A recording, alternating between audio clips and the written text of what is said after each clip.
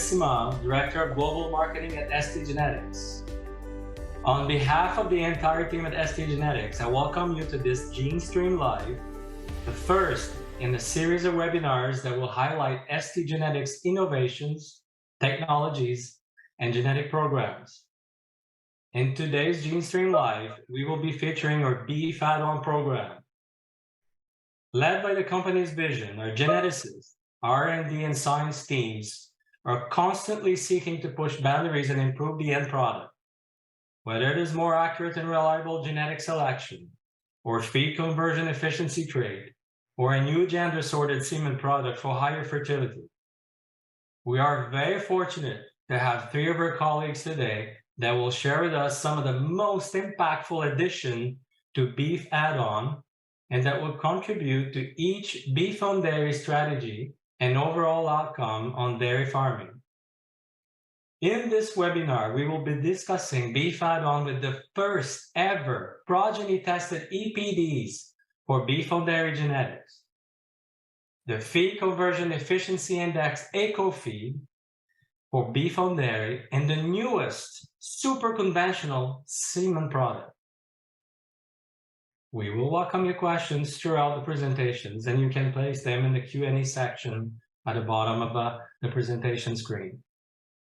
We will address them throughout and at the end as well. This webinar is also being recorded. Let's meet our speakers for today. Mitch Hockett has been with STgenetics since 2020. He received his master's degree and doctorate in reproductive physiology and endocrinology from the University of Tennessee. Prior to joining ST, he worked for a company that developed and launched diagnostic technologies for the dairy and beef industries. He was also a professor in animal science at North Carolina State University. Also joining Mitch will be Jocelyn Johnson. Jocelyn joined the STgenetics team in 2019. She currently leads the STgenetics EcoFeed and beef add-on research programs. She has a bachelor and master's degrees in animal science from Texas A&M University and received her doctorate in animal science from Texas A&M. Also part of this awesome group of key speakers today, Casey Anderson. Casey grew up on a 1,000-cow dairy in Minnesota and received his bachelor's in agriculture economics and business from North Dakota State University. Casey has a 20-year career in the AI industry. His current role with us, with ST, is geared to deliver solutions and strategies to the progressive business segments of STgenetics client, with focus is on the growing beef on dairy marketplace. With this, I'll turn it to you, Mitch. Thank you for that introduction, Patrice, and we're excited to be here today to visit with all of you about what STgenetics is doing in the space of beef on dairy. Here at STgenetics, our mission as a company is to lead in a global transformation in the production of efficient, healthy, and environmentally responsible food animal protein. Many in the industry may know of STgenetics as a company that provides technology that helps to sort or gender sort semen.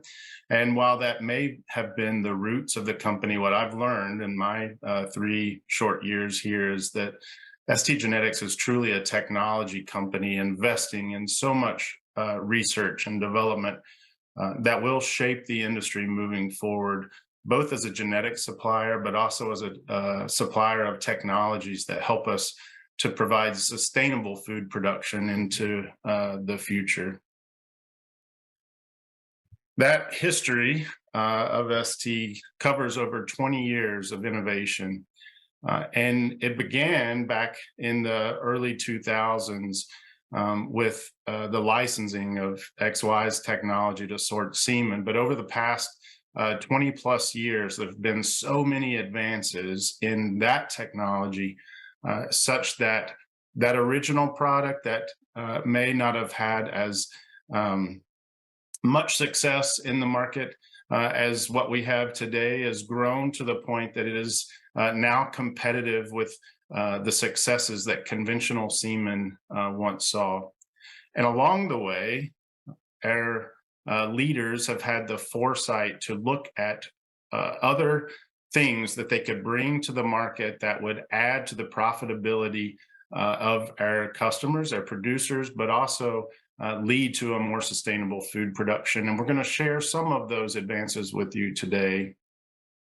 But all in all, the goal has been really focused on the customer, to provide customers with tools in their toolbox and technologies that can gain both their dairies to help optimize the genetic gain for future generations of dairy production, but also to expand the profit centers. And so we're going to talk more about the profit center of beef on dairy today, and the work that ST's done to help expand the profit potential there.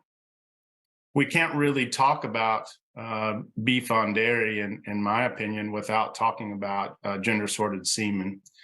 So gender-sorted semen originally came to the market as a way to create more heifers at a time when heifer value was there to drive more profit for dairies. But over time, what we've learned is better ways to use this tool. And the tool actually improved over time as well, which has enabled us to expand its use so that it has a much greater impact to the bottom line. From the time that that original technology was launched in the early 2000s to now, with the release of our newest and best product that we've had to date, in Ultra Plus, that was launched last year, we've seen over 14 percentage points improvement in conception. So the product that's in the straw, that when you acquire a gender-sorted straw of semen, it's not just the genetics that you're buying, it's the technology of how those semen were sorted and packaged. And those are not the same for all products on the market. What we've done is invested a lot of time and money and effort into delivering the highest conception product that we've ever had. And this Ultra Plus is now available in all of our products to drive conception such that you get the biggest return on investment for every straw of semen that you buy from us. And this is coupled with another technology that we've launched called high purity. And high purity, I should first define purity. As in this context, purity is a measure of the percentage of desired gender in the straw. So again, all sex-sorted semen products on the market are not the same. The purity of a product that you purchase is going to basically tell you what the outcome will be when calves resulting from inseminations with that product are born. And so a product purity of 90% should yield 90% or higher female ratio if you're buying sexed female straws. And for the purpose of beef on dairy, whether it's a colored breed or a black and white breed, we now have Ultra Plus high purity for all breeds, and our high purity product is 95% or higher female ratio. And what that does is allows you to better target the number of females you would like to create so that your heifer inventories stay in balance with what's needed for either desired growth or maintenance of your herd. But it also allows you to pinpoint those number of pregnancies to a smaller number of the herd to better tailor the genetics that you're going to acquire for future generations to optimize genetic growth and potential there. But it also allows you, since you need fewer uteruses to achieve your dairy replacements, to expand the opportunity for beef on dairy so that you can make more of those higher valued beef dairy cross calves to fill your revenue stream. We're going to talk about that concept of purity a little bit more today, as the real exciting thing we're launching today is super conventional semen, which is a new product for us that kind of falls in between the purity of conventional and our typical sex semen product, in that 75% or higher male ratio so that we can take advantage of the value of steers in the beef industry in a product that still has conception that would rival conventional semen in those mature cows that we're typically using beef semen on. So we're going to talk a little bit more about that. I'm going to hand the reins over now to Jocelyn, who's going to talk to us more about the actual genetics value that we're putting in this straw. And then Casey will fill you in more on the value that super conventional has as we roll along. Yeah, thanks, Mitch. And I extend his same gratitude for everyone being on the call today and learning a little bit more about our program. So I'm more on the research side of things and kind of going to give a background into our progeny testing program and kind of where Mitch was leading, and that, you know, this beef on dairy world that we're living in today is there and available because of those high quality sex semen products. And, you know, we can even bring in genomic testing and those things to where we're able to identify those genetics that we want in our Holstein and create the high value genetics in this terminal beef cross animal that we're creating. And so when we, you know, started into this endeavor back in 2019, the concept was, is the information that we have today going to provide us with the most value in this crossbred calf? Because we really saw where there was a lot of opportunity in this space to not just use the cheapest straw of black semen, but actually to bring a new, currently untapped, let's say, value into the beef supply chain for a consistent and high quality product. And so I kind of throw this picture up here. Casey's going to bring this back in later, but when we look at what we had to start with at the beginning of this, it was looking at beef sires based on data collected in a beef population. And so we questioned if that beef data was going to allow us to, one, identify the highest value sires, and then two, to create the next generation of high value sires. And so we started down this path of a progeny testing program where we selected bulls. And in the beginning, this was based on what information was available, right? So this was a lot of the beef EPD data that we had available to try and identify those sires that were going to bring the highest value to this cross. We then utilized those sires to create that F1 progeny. Once those progeny were created, and Casey is an instrumental part in this, we worked to bring those calves back into our system. So we purchased calves around that 400-pound mark, and we try to get as much data from their previous 400 pounds of growth up until that animal finishes, all the way through the end of its lifetime. We take genomic samples on everything, which then gives us the ability to tie that phenotypic information that we collect from the animal with that genotype and create genomic selection indexes. And so this is giving us the ability to now utilize that actual progeny information for our bull selection into our beef on dairy program, as well as our own population development, where we are working to create the next best sire in the industry. And we're not going to touch on it a lot today, but also briefly touching on the capabilities that this type of progeny system gives us, then the ability to genomic test those day-old beef on dairy cross calves and have good predictability in what their performance, feed efficiency, carcass value, and profitability are going to be throughout their lifetime. And so most of our beef on dairy, or the core of our beef on dairy research, happens at our facility in Navasota. So this is called our Genetic Development Center and is located at our home base in Texas here. And so this facility is comprised of 20 dry style pens, where we have a capacity of 1,280 calves at a time.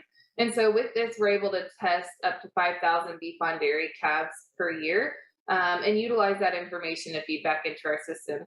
One of the unique things that we have going at this facility is that it's equipped completely with electronic feed bunks.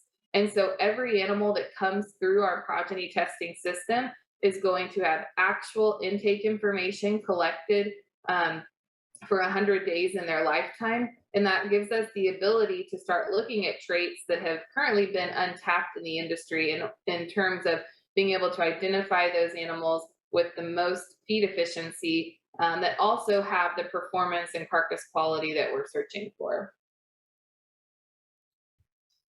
And to date, all that information has compiled together such that we've tested about 5,800 progeny from over 70 sires.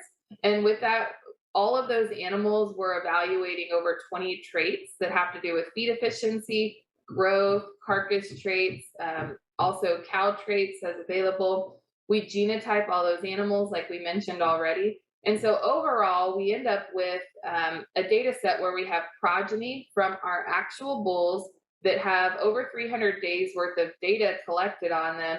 And with that, we're able to create then these progeny proven EPDs that are going to be high accuracy EPD or expected progeny difference information for those sires that we're releasing in our lineup. And so today we are publishing average daily gain, which is going to represent the growth of that animal from 400 pounds to finish. We have some ultrasound traits in there that are going to be indicative of that carcass value.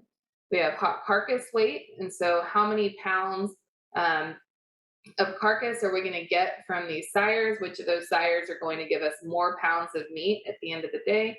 Our carcass traits, ribeye area, fat, and marbling. So what is that carcass value, carcass yield expectation going to be? One that we've really been excited about is this weight at 150 days. And so those folks that are retaining ownership up into about 400 pounds can look at this and identify those calves that are going to be high performing up until that 150 days and have higher weight for selling at that target point. And then EcoFeed, which we're going to talk about in a little bit more detail, which is unique to STgenetics. And it comes only because of that investment into those feed bunk technology that we talked about previously, where we're able to actually measure that individual intake of an animal and give accurate information on what the feed conversion efficiency is going to be. And so with that, just to dive into EcoFeed in a little bit more depth, EcoFeed is simply a feed conversion index. It's based on progeny information of over 15,000 animals. So we are collecting data in Holstein cows, Holstein heifers, and these beef on dairy calves. And so what we're doing is identifying those animals who have superior feed conversion efficiency. And so with that, those animals that have a high EcoFeed are going to use fewer feed resources. They're going to create less waste and manure, and they're going to have a reduced carbon footprint. And so these animals are going to be exactly what not only the producer is looking for in terms of trying to improve profitability, but also what our consumer is saying more and more that they're wanting with that sustainability aspect. And just a real brief kind of look at what the implications of EcoFeed might be for our economics. We can see an example here of a female Holstein animal. We can see their feed conversion through that EcoFeed heifer score as that growing heifer animal of 109. And we can look then at the days that they're in that period, the expected feed savings from that EcoFeed value. And we can come up with what the savings of feed costs is going to be in that heifer period. And we can do the same thing for that lactating cow based on that EcoFeed cow number. And so when we bring that all together, if we look at this female who had an EcoFeed as a heifer of 109 and an EcoFeed cow of 128, we would expect her to have a $450 savings on feed costs alone in that lifetime. And this trait is completely uncorrelated with production. And so we're going to be able to achieve the same levels of production and the same targets for our selection program that we were doing before, now just with consideration for feed costs. And if we were to translate this into savings of CO2 equivalents, we see that this female would have a 2-ton CO2 equivalent savings. And so there's also opportunity there for carbon credits and that new world that we're moving into.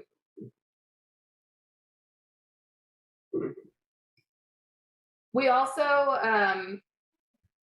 have this in our EcoFeed beef on dairy. And so this is kind of a look and an example. If we were to compare a calf from a low EcoFeed sire, so that's going to be a beef sire that has progeny information within our system, and we know that that sire is going to produce progeny that are going to be less efficient than those animals that have high EcoFeed. So they're consuming more pounds of feed to the same level of growth as the other animals. And so in this case, we have a calf from a low EcoFeed sire consuming 23 pounds compared to a calf from a high EcoFeed sire consuming only 19 pounds a day. And so across that 300-day feeding period, we see a savings of over $140 just from feed cost alone. And if we recall back to that table where I showed you all those traits that we're selecting for, we're going to be able to use this in combination with also then selecting for the animals with the highest carcass quality, the highest growth and performance to really just drive and maximize that net profit. And so we like to share as much data as possible. We don't want to keep things together, but we also love to kind of challenge ourselves. And so when we started down this endeavor with these beef on dairy calves, they come to our facility. We collect data on them individually for feed intake and growth and carcass composition at our facility, but then we send them to a feedlot a lot of the times. And so when we send them to the feedlot, we decided to kind of challenge and say, you know, what happens if we were to sort these animals based on this growth and feed conversion information into the feedlot? And so what we started doing was at the end of the 100 days in our facility in Navasota, we started transitioning them and sorting them onto trucks, and those trucks arrived at the feedlot, and we told them, we want all these trucks in one lot, and we want all these trucks in another lot. And the feedlot was unaware that we were sorting these into such groups. And so when they would send us our projections back, they had the same expectations for those animals, that they were going to grow and gain the same as they were if they had just gone to the feedlot and sorted them how they originally would have. But what we found was those animals that had high feed conversion and growth did in fact have significantly higher growth and gain. So if we see these animals in that high growth group actually finished over 30 days sooner than the other animals. And recall, these were all animals within like a 14-day birth date range that arrived at our facility all at the same weight, but ended up in significantly different categories. And the even more exciting thing in this case is the difference in dry matter conversion or our cost of gain that's happened. And so we've now collected data on 1,200 of these animals. So we've done this more than 3 repetitions here. But what we continually see is a difference of around 20 cents in a lot of cases or more in cost of gain on these animals that have high performance versus low performance. And if we consider that about every 10 cents of gain equates to $100 across a feeding period, we own these cattle, we retained ownership. And so we were actually profiting over $200 more per calf on those high growth, high feed conversion groups.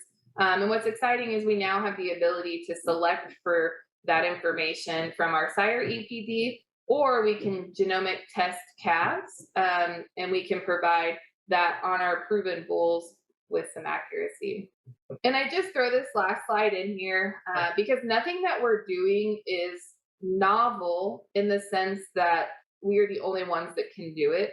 The thing that's setting us apart is just the, I guess, financial push that we've put into collecting feed efficiency data across both our Holstein and our beef on dairy populations, and the manpower and the brain power behind that to create these genomic indexes. And so if we look at this graph here, on the x-axis, that horizontal axis, we just see a bunch of different sires. So these are all coded weird, but these are all different sires. And each of those dots on the graph represents a calf from that sire, so progeny of that sire. And those that are in red are sires that are within our own system. So those are ST sired versus the blue are non-ST sired. And so we've collected data on more animals than just our own sires. But what we see here is we have our EcoFeed on the vertical axis. And so we can see each of those sires and how their progeny were performing from a feed conversion expectation. And today, we have started to utilize this information and select those top, 1%, top 10% of animals to create the most divergent population moving forward. But prior to this happening and prior to our selection program, the industry is all kind of on an even playing field when it comes to feed conversion because it was a trait that wasn't able to be selected for. The uniqueness here is that all these sires that are in blue, they may be efficient or they may not be efficient, but that information is not known to those that are utilizing them in selection. Whereas these red dots here, these progeny of these ST sires that have this published EcoFeed information, we now know and can utilize and put that into the next generation of selection within our program. And with that, I'm going to shift it back to... Well, Jocelyn, before you move on, we have a question that maybe is relevant to this discussion. So a panelist, or excuse me, a participant asked, Jocelyn, you placed quite a bit of emphasis on genotyping the beef on dairy calves. Can you explain to us why, and is there anything to do with mis-IDs? Yes, so we didn't include a slide in here, but we actually, as part of our progeny testing program, we were targeting to only collect data on ST sires. And we can see in here that about a third of our data actually ended up being from non-ST sires, even though we were seeking out sires from customers that we know are utilizing our semen. And so for us, genotyping is a we don't consider not genotyping. It's just a necessary step in order for us to have accurate information on the sire, because we can't make any good genomic predictions or EPD information if we don't have accurate data feeding in. And what you would have seen there is we have about a 50% misidentification rate. So when we look at dairy comp records, things like that, from all of the calves that we've purchased, about 50% of them are misassigned to a sire. And as you can see with those red and blue dots, we've had over 20% that are mis-ID'd even to a breed stud, whether they're STgenetics or one of our competitors. And so we think that the only route forward for creating accurate genetic information or genomic information, EPDs, breeding values, etc., is that those animals within that population are genotyped. And so we currently can provide, if we have the sire's genotype within our database, we can provide accurate parentage information. So if a genotype is sent in to us, we can identify who the sire and dam are for that animal. So like in this situation, we actually didn't have genotypes on all of these sires, but through our system, we are able to determine that all of those sires all of those calves within one sire group are related. And so we know that they share one single sire. But yes, the other thing that we're really excited about is we're kind of in the infancy of releasing the genomic test for just commercial calves that are related to these beef bulls that we've progeny tested. So if you have calves from some of our proven bulls and you send a genotype in, we can now start to provide that performance information. So all of those EPDs that we showed on that slide before, growth, carcass value. Casey's going to introduce one in a minute that looks at net profit, which are the most profitable sires, and that EcoFeed for that day-old calf. And we can start to manage those animals now based on their potential for genetics. Is there anything else? Yes, actually, there's one more that's relevant here. It says outside of the U.S., different breeds are being used for beef on dairy. Are there any plans to expand the number of breeds beef add-on breeding values are available for? Yeah, so we have this topic of discussion quite a bit. Our main focus today is progeny testing Angus and Sim Angus on Holstein females. We do collect data on some Jersey influence, and we have collected data for some Charolais bulls. And we are not strict to breed. We do really think that it's sires that are elite, not a breed that's elite compared to another. The reason that we selected Angus as our primary target was just because we wanted to develop an internal breeding program. And so, from that standpoint, having one focused targeted breed, which we felt had the most sires that were bringing back the highest net profit, gives us just the most ability to drive genetic progress in that. But absolutely, we've definitely had a lot of discussion with Belgian blue testing programs, and bringing in some more of those Charolais type sired animals. I don't know if Casey wants to add anything to that from his side. Yeah, at the end of the day, I think that the sire is the relative part. There's more variation within each breed than there is breed to breed themselves. And you compare the average, probably the highest net profit dollar animal out there hasn't been created yet, and it'll probably be created by accident by doing a program like this. We're looking at composite breeds. We're looking at where this all fits in the future. So it's not here today. It doesn't mean it won't be here tomorrow.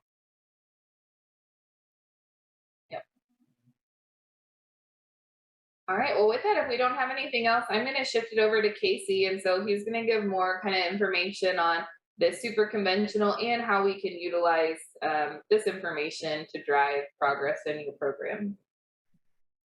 Mitch, do you want to tackle that? Other questions on there? And that one's a pretty good question. And just to read it out loud, NAB reports 49% of semen straws sold in the US were gender sorted. The question is, what's the Ultra Plus technology have into there? My answer to that is the percentage rate that we've gained in conception risk overall has been hugely impactful. One thing we sometimes forget to brag about here at ST, we should be really, really proud in one thing. That sorting technology to enhance the female portion of the dairy industry is why we're having this call today. It led to the creation, adaptation, and the ability to make more beef calves in the US. So ST gender sorted semen needs to be synonymous with the beef dairy space. We sometimes forget that.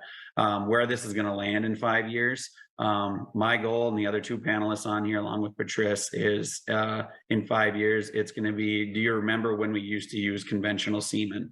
At the end of the day, we're here for that portion of things that we're looking at in the future of where do we go from here, how we're going to get there, but that backbone is the gender sorted thing. With that, is that good, Mitch? Did you want to chime in there at all? Well, I agree with everything you just said. Great way to say that, Casey. The full question, just where do we see the number of sex semen straws landing over the next 5 years? I think we will likely see, as this beef revenue has continued to grow in importance to dairy's bottom lines, I think there's still some low-hanging fruit where there are dairies using conventional semen. I think that we'll see more of those transition over to a sexed in beef to take advantage of the genetic progress they can increase in speed on the dairy side, but also expand the beef revenue. And at the same time, Casey's exactly right. Like the performance of the gender sorted product continues to improve, and that means it's savings for the dairy. They can use fewer doses of gender sorted semen to achieve the number of pregnancies that they need to sustain their herd. So two opposite driving forces there. One would expand the number of gender sorted straws that NAB reports. The other would decrease it just because of the efficiency of that product continues to improve. Perfect. Thank you, everybody, for the questions. Thanks for chiming in there, Mitch. Yeah, today this would kind of be our launching point here at ST. Very, very proud moment. And that question actually filters into this very well. at the end of the day, we can make all these technologies, we can make all of these services for people, but they have to be simple to use. Over the last 2 years, as the beef cross market has expanded in the dairy, what we are finding is we have the technology to do what people are asking for. We have the technology to see the vision in the future that's not there today. Where we are lacking is making it simple. So super conventional is designed to do all that. On the screen here above, we have 3 varieties of semen under there. Conventional semen, which is just sorted right through the machine, not processed, comes out right around 50-50. Super conventional is designed to be right in the middle of a conventional straw of semen and our traditional 90% male straw of semen. We call it 75% plus, soon to be moving to 80. The point of that is we want it to be simple for the dairymen, simple for calf buyers, simple for feed yard partners to have accurate portions of what they're going to get. Having 80% males across the board with 1 straw of semen is our desired goal. Before we used to, for example, run 90% sex male semen on first and second service, clean up with conventional semen. Ultimately, it led to one thing, the results of what we want to put into this super conventional straw, 80% of your calf crop coming out male. We'll kind of cover this a little bit more. We have about 80,000 units of this out in the field.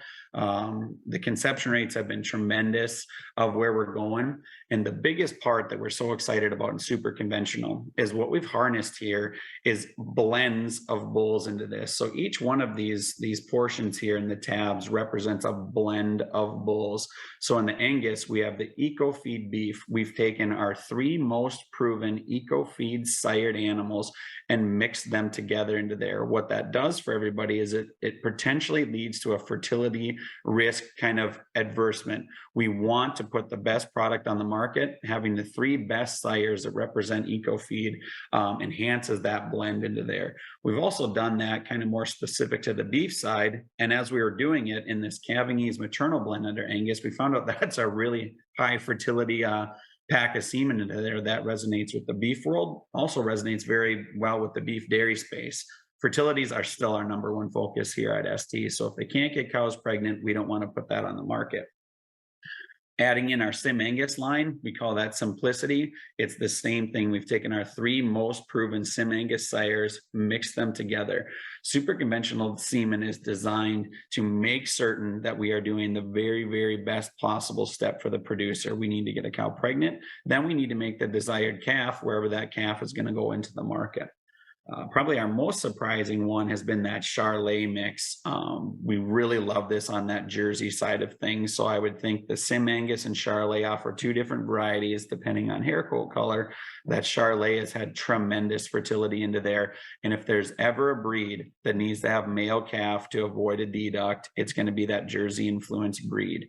Another big thing that we really like into here is crossbreeding in the dairy sector has really taken off, meaning Holsteins, the Jerseys, and then along with Holstein Jersey sires coming out, Charolais provides one thing that a lot of other breeds do. It's instant identification when that calf comes out. So instead of having 50 calves that are all the same hair coat and color, we would have 25 calves that are of this, that are going to be our females for dairy replacements. And then the Charolais adds in that gray hair coat color, that it's instant identification, saving quite a bit of hassle at the end of some of the days for our women, men and women on our farms.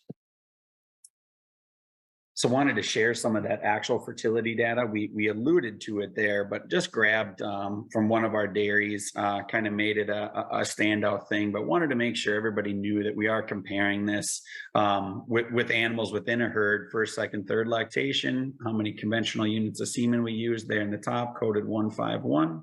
Then our sexed female replacements, which are primarily cherry-picked first lactation animals, those should be our highest fertility. They should be our best animals because we're choosing to take females out of them. And then our 676 code, that's where our super conventional comes in. In this herd and numerous other herds across the US, we found no statistical difference in pregnancy rate. This would be the #1 advantage that we've found. Before, I would have said it this way. In most herds, we do very successful things with our 90% sorted male products. On average, we're looking for super conventional to come in, run parallel with conventional semen, That's our goal. That's our desired outcome. We want to have a sexed female replacement straw be used on the very best animals, and we want super conventional semen to be used on the rest. And then we have a desired 78 to 82% male calf crop in the beef dairy space. So very, very excited with this. We will update fertility as it goes. We just wanted to give just a little snippet of where our data set is seen to lead here. And then naturally, we got to do this. It's a little cluttered, little busy, but at the end of the day, this needs to pay for itself. Return on investment is huge. This is an upcharge. It's a marginal increase of money onto here. So we wanted to share all of the inputs onto there. Really, at the end of the day, the difference we need to think of is the semen price delta difference onto what we're doing, meaning I pay X today for conventional beef semen. If I choose to pay more for this male enhanced super conventional, how do I get my money back? What do I need to sell a calf for at day old? What do I need to sell a calf for at 400 pounds? In this example, we just had a difference of $90 pay price at day old. That could be charging $30 less for a heifer, $60 more for a steer, more bonus for a steer. Where this really, really starts to turn the cash is that 400 weight to 650 weight. When you take that huge price disparity in the steer calf into consideration, their efficiency, and then where they ultimately go through the feeding phase, through the finishing phase, we're seeing $125 to $175 spread on the steers. It equates this simple. I think we just tolerate those beef cross heifers just to get access to those steers. What we're trying to do is make it efficient for the dairy to take the opportunity to add some value. And then we're not asking the ladies and gentlemen that are in the calf buying space to just fork over all of their profits either. We're trying to figure out where the right return on investment is for everybody in this, because ultimately we're all in this together. We're made for profit businesses when we're looking at this. So we just want to make sure that our economics are checking out. So we wanted to share a little bit of that. But the biggest thing that really, really drives this home is that 400 pounds, we're seeing a 25 to 30 cent deduct, or $25 to $30 100 weight deduct on those heifers coming through there. So huge selling point. And then it's got to be backed up by data, right? Like Jocelyn compared, she took a very nice set of data here to be kind of where our steer heifer thing is, very controlled, similar numbers of head into there, that's 1600 plus, and then the 1500 part. Wanted to show what a steer does, wanted to show what a heifer does. Average daily gain advantage, dry matter intake. Naturally is going to be a little bit higher on the steer, but again, the efficiency is there. The feed conversion rate, we did a couple of different subsets of studies onto here. We wanted to show what the difference of cost of gain is when we're priced to last year and the year before's market, and when we're closer into this year's market. We see this time and time again. Those steers have immense value once you start to have them at day old all the way through the process. There again, just reiterating that return on investment for this space is so important. We're trying to do our part. We're always open and willing to take feedback into this if we're looking at something incorrectly. We want to help our producers get where they're going. And then a big part of things that we're very, very proud of, kind of each one of our segments has alluded to this. Jocelyn mentions the index that was coming out. It's $ST for us. As simply as we can put, we took all of these traits, our real world dollars, our real world results, and put them into an index. What we wanted it to be somewhat similar to what's out there in the industry today, but we wanted it to take into account what is actually being done from a net profit level. So there in blue, you can kind of see the rankings. Those would correlate to what we've profited on those sires, what the profit expectations could be kind of expressed in the EPD value. It goes all the way down to $33. And within this index, we've learned a lot. And unfortunately for some bulls in our lineup, they had a career change immediately when this index came out. So we're going to try to do our best to always be at the forefront of this, be very active in the turnover rate of our bulls that aren't making the cut. And then another thing we're going to do is we're going to harness these bloodlines as they move forward to make our next generation. So wanted to show a little bit here of what this looks like and how $ST is expressed. Jocelyn started with this. It's always great to go back to kind of where we started at. So between these three bulls, I would say we have a very, very diverse group of bulls of how they've performed. They almost all came into stud roughly at the same time. They're out of extremely, extremely high-ranking genetics out there. And the biggest thing we wanted to point out is that their $B and their Angus Holstein index would have all ranked in the same percentile. At the time, these bulls would have all been in the top 5% of the breed. What we found is that standardized net profit is how I would equate $ST. Even though their traditional beef EPDs were vastly the same, we would have went bankrupt on one, done okay on the other, and we crushed it with the one on the right. So at the end of the day, ST's impact on this is showing you how we're trying to deliver profit back and therefore putting the right genetics out on the market. All of these bulls were available in a super conventional straw. Those two on the right are kind of our go-to foundation sires for super conventional moving forward. Get with your ST rep, find a team member, and we'll get you hooked up in the right situation for both of those. But we wanted to make sure that we describe what we're up to, how we've made it simple to use, and where we're going in the future with them. Casey, just interrupt 1 second for a question. From one of the attendees, how does yearling height play into things? Driller is 1.0 yearling height. Want them to look beefy if sold as feeders. Does it influence finish weight? You bet. Yearling height. So I would love to say we got this magic cap on yearling height. We are not a fan of yearling height here. When we get sires that have it, our job is to reduce it. So we have used Driller as a sire of sons, and we've had some get way out of control. Is it going to make them look like giraffes? I'd love to see the difference in 0.8 to 1.0 into there. I'd say the muscle has to be supported as a big time. That Driller picture is when he was a yearling bull. So impute 3 years of muscle onto him. If that phenotype doesn't line up, that yearling height is out of control. Our goal for each generation is to take those as close to zero as we possibly can get. If I had a trait that would interact positively or correlate positively with yearling height, I would love if we could put visual muscle somehow in an EPD to counteract that visual height thing into there. But as far as that is, we try to make sure yearling height is controlled. And I do believe one of the missteps we're going to have in the beef industry is the correlation between $B, yearling height, and that we might see some animals that are undesirable for the beef dairy on paper in the future.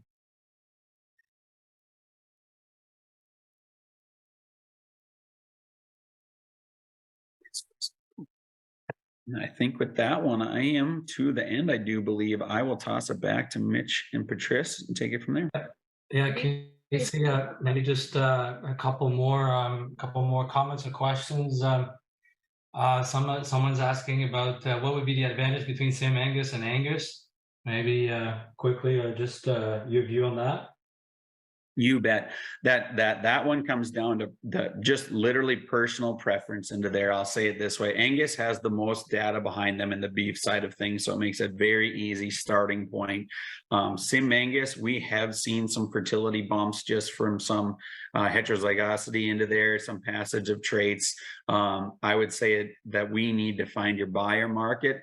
End of the day, there's a couple big things into there. Sim Angus have been a little notorious for splashing some extra white onto there, so that's one discussion point. I think as an industry, we've done a tremendous job of getting away from that being a huge deterrent. It's all about what we can do on the hook.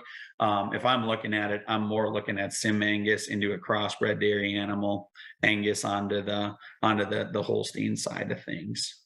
I did see another question on like the branded beef. That is a trait, another portion that we highlighted internally within ST that will go along with our EcoFeed blend. Branded beef would be that mix that just simply won't miss. Those have all the growth carcasses and traits that we like to see all mixed into one portion with extreme fertility.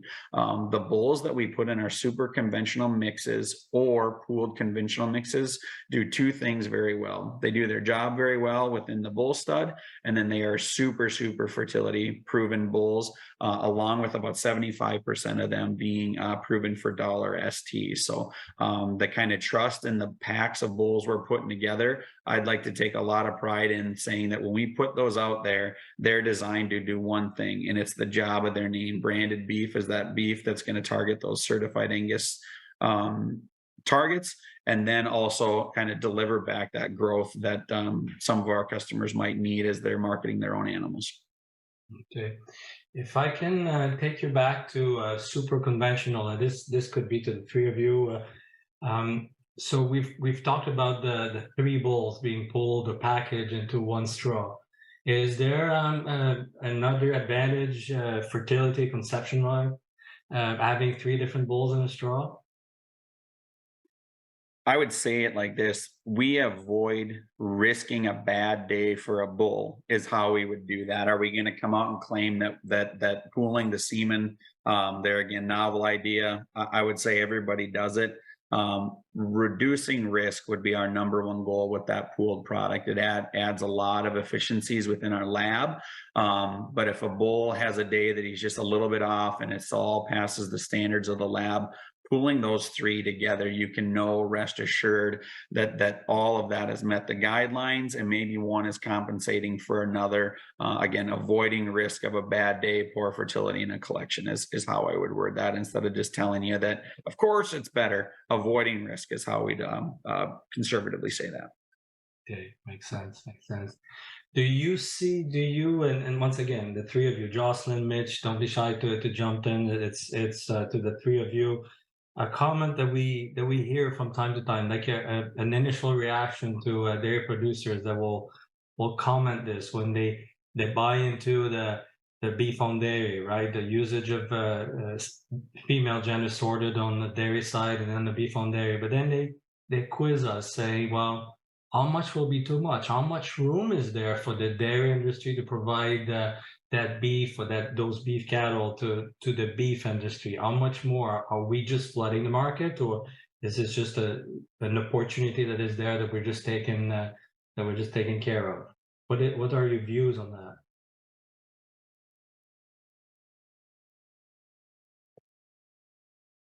With the market and the way it is, we were already 22% of the total beef population processed in the US. Those Holstein dairy steers were going somewhere. When we start talking about flooding the market, I will tell you that we're doing our entire industry a great disservice by doing that portion of things. We want this to be a premium product. We won't flood the market. The market today, if you had a beef calf that was unattended, that thing is sold immediately. Our market cap for the space we have for these, we're going to produce 2.8 to 3.2 million of these calves over the next couple years. If we could produce 6, they would all be sold until that native beef population comes back into there. But I think we've done such a great job as an industry moving the needle. We've positioned this beef cross animal to really rival that traditional beef carcass. If anything, I'd say we've rivaled it so well that the quality we can produce and how many we can produce are so consistent. We're in great shape the next 5 years. Okay. I think we had 2 questions, kind of. Somebody brought up an old pie chart that we had where I show that ribeye area didn't influence net profit in our progeny to a significant extent. And so why is that not more important, since we say that the Holstein doesn't bring in the ribeye area? And I just want to indicate, we don't think that ribeye area is not important.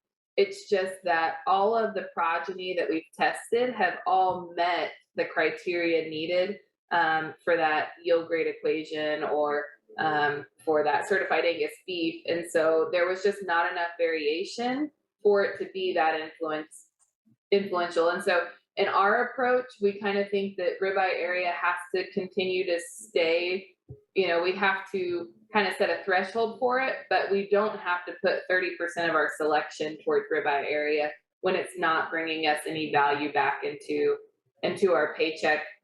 And I think it kind of ties into the next question about the importance of yearling height and why we had $B in that example. And actually, that came from an article that we published online, and we actually published the Angus Holstein Index and Beef on Dairy Index in that article. And in that case, Sunbeam actually had a higher Angus Holstein Index than Driller did, despite that yearling height influence there. But in our data set, Driller brought and added, $50 worth of profit to those calves.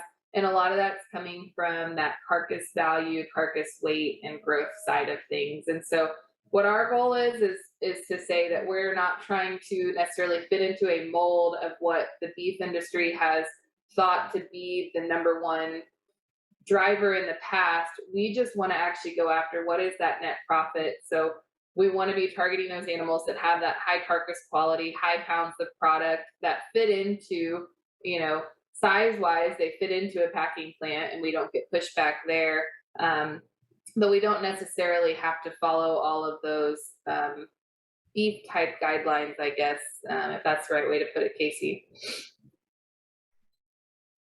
Yeah, my joke, and it's a serious one, it's like sometimes people need to hear Santa Claus isn't real. Just because numbers were established and that was our baseline doesn't mean we had all of the answers into there. So it's important to have EPDs out there. But what we did is just say, let's challenge the status quo. A beef cross calf is a lot different than a native beef population that's working on 50 farms across that have seed stock producers that get all the genetics that feed back into that association. Not saying they're wrong in theirs. We just wanted to find the answer of what a beef cross calf does and using that kind of moving forward. So they sometimes don't coincide. Sometimes they correlate very well and we don't need to do it. And there's other times that what we're being told from others isn't lining up with what a lot of us see. So we wanted the answers. Right. Yeah, one thing I always kind of put in an asterisk to these presentations is we are not progeny testing the entirety of the beef population, right? We are progeny testing our sire information, which is going to be in the top percentile of the industry. And so for us, all three of those bulls probably produce higher end of the market calves. But for us, in creating our own genetics and our own program and wanting to drive that genetic progress, we're not interested in, the average of the top. We want to be able to identify those top 3, 4, sire lines and be able to use those genetics to build and move the needle forward in terms of all these traits that are of interest to us. So it's maybe not giving the whole scale across the industry, but for us and moving and producing, like he said, the most outlier calves that we probably have yet to tap into the full potential of profitability of these calves. We have to have this data that's a little bit more accurate for our system. Thank you, Jocelyn. Casey, Mitch, Jocelyn, one last comment I believe that came in. It's in regard to the 3 bulls per straw, the triple mix or the pooled bulls. I believe one of our subsidiaries in past years have shown a slightly better results in conception rate with the 3 bulls. I believe. I think Casey, you've already approached this, already answered this in some ways. I believe with probably more data, more breeding, you're somewhat going to get to a tendency to be that way. Can you maybe just chime in on that? You bet. I wouldn't disagree with those numbers that's in the chat box. It said a 5% on average increase. How I'd try to explain that is when we pool the semen together, say we used 10 sires and 3 of those sires were the mixes into a herd. So we had 7 individual sires used, and the other 3 components were 3 blended mixes. I'll almost guarantee you that the mixes will finish in the top 5, with the variation of potentially a sire or 2 that sneaks up into there. The mixes have been proven to always finish toward the top, so in the top 20% of fertility in the herds. To give exact quotes that'll be into there, I know they'll finish towards the top. There will be outliers for fertility, and we always want to find them, and then we will put those in the next mixes. But mixes, on average, we've seen very, very solid results of where those finish herd to herd relative to the results on that herd. Thank you. Thank you. Well, thank you. I think that was fantastic presentations from our 3 guests here. That was very exciting. Look, based on everything I hear, I hope you have a stock of semen on super conventional, because everything you've said and mixed in with EcoFeed and those progeny-tested EPDs, I believe you know, the demands should be high. I guess we're entering, especially from a U.S. perspective, but North American, probably Europe as well, we're entering the hot season. So beef on dairy is really a period where the demand increases, right, at breeding time. Am I right with that? Yep, correct, Patrice. Okay. All right. Well, with all this, thank you, Casey. Thank you, Justin. Thank you, Mitch, for these fantastic presentations. And on behalf of STgenetics, I'd like to thank you for joining us today. For more on the programs and product discussed today, please visit our website at stgen.com. As well, we will publish this webinar shortly in the next few days on our social media and YouTube as well. We appreciate your time and attention, and we look forward to you joining us on upcoming geneSTream live webinars. Thank you all.